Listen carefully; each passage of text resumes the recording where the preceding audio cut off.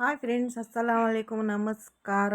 ಇವತ್ತು ಮಾರ್ನಿಂಗ್ ಎದ್ದು ಒಳಗಡೆ ಹೋಗ್ತಾಯಿದ್ರೆ ಬೇಜಾರಾಗ್ತಾಯಿತ್ತು.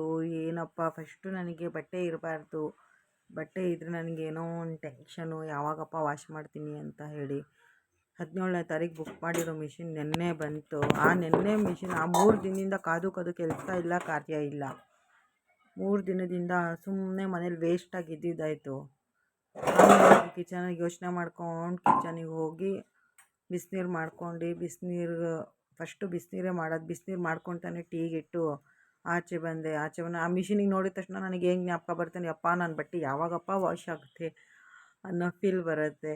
ಆಮೇಲೆ ಬಿಸಿನೀರು ಕುಡ್ಕೊಂಡು ಆಚೆ ಬಂದು ಒಂದು ಒಳ್ಳೆ ವ್ಯೂ ನೋಡ್ಕೊಂಡು ನಿಂತಿದ್ದೆ. ಯಾಕಂದರೆ ನಮ್ಮ ಮನೆ ಹತ್ರ ವ್ಯೂ ಇದೆ, ಅದರೊಳಗೆ ಮಶಾಣನೂ ಇದೆ. ಹಾಗೆ ಅದು ನೋಡ್ಕೊಂಡು ನಿಂತಿದ್ದೆ. ನೋಡಿ, ಮಶಾಣ ಕಾಣಿಸ್ಬೋದು ನಿಮಗೂ, ಎಲ್ಲನ ಅಬ್ಸರ್ವ್ ಮಾಡಿ. ಇಬ್ರದ್ದು ಮಶಾಣ ಕಾಣಿಸ್ಬೋದು ನೋಡಿ, ಅಲ್ಲಿ ಕಾಣಿಸ್ತಾ ಇದೆ, ಅಬ್ಸರ್ವ್ ಮಾಡಿ ಹಾಗೆ. ಆಮೇಲೆ ವ್ಯೂ ನೋಡ್ಕೊಂಡು ಒಳಗಡೆ ಬಂದು ನೋಡಿದರೆ ಹಾಲು ಹೊಡೆದೋಗ್ಬಿಟ್ಟಿತ್ತು.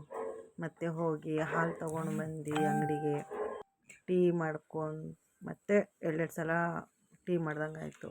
ಒಂದು ಸಲ ಹೊಡೆದೋಯ್ತು. ಇವಾಗ ಮತ್ತೆ ಟೀ ಇಟ್ಟು ವಾಷಿಂಗ್ ಮಿಷಿನ್ಗೆ ಲಿಕ್ವಿಡ್ ತರೋಣ ಅಂತ ಹೋಗಿ ಲಿಕ್ವಿಡ್ ತೊಗೊಂಡು ಟಿಫನ್ ಮಾಡಿರಲಿಲ್ಲ, ಏನೂ ಮಾಡಿರಲಿಲ್ಲ ಫ್ರೆಂಡ್. ತುಂಬ ಸುಸ್ತಾಗಿಬಿಟ್ಟಿತ್ತು ನನಗೆ. ಹಾಗಾಗಿ ಹೋಗಿ ಲಿಕ್ವಿಡ್ ತೊಗೊಂಡು ಬಂದು ಒಂದು 1/4 ಗಂಟೆ ಕೂತ್ಕೊಂಡೆ ಫ್ರೆಂಡ್.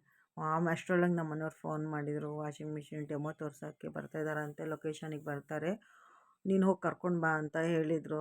ಅವರು ಬಂದಿದ್ದರು. ಬಂದಮೇಲೆ ನಾನು ಹೋಗಿ ಕರ್ಕೊಂಡು ಬರೋಕ್ಕೆ ಅವ್ರಿಗೆ ಅಡ್ರೆಸ್ ಎಷ್ಟು ಹೇಳಿದ್ರು ಅವ್ರಿಗೆ ಗೊತ್ತೇ ಆಗ್ತಿರಲಿಲ್ಲ ಫ್ರೆಂಡ್ಸ್.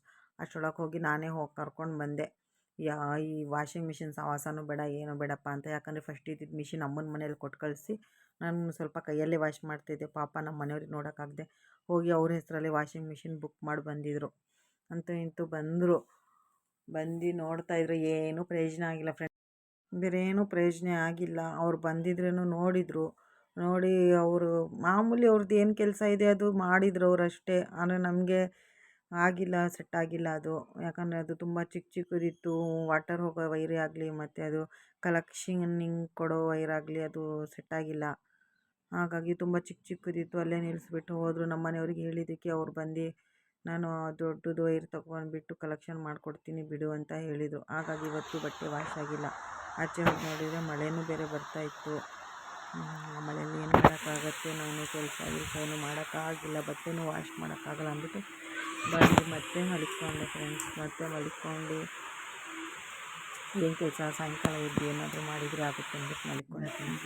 ಮತ್ತೆ ನಾಳೆ ಬ್ಲಾಗಿಗೆ ಸಿಗೋಣ ಫ್ರೆಂಡ್ಸ್. ಬಾಯ್.